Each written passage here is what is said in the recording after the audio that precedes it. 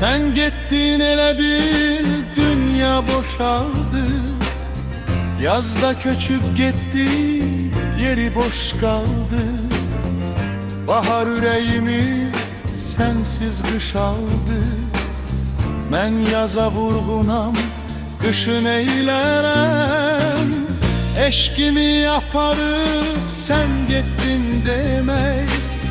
Eşksiz bir könül neyime gerek. Soyuk taşa döndü o günden ürek. Sinemden asılan taşın eylerem. Taşın eylerem,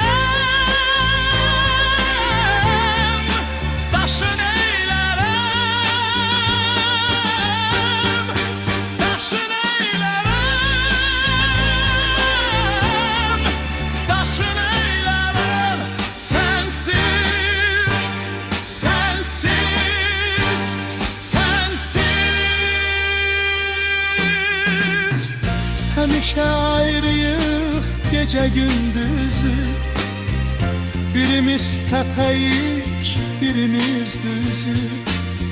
Üstünün kaşıyla tanmar üzük.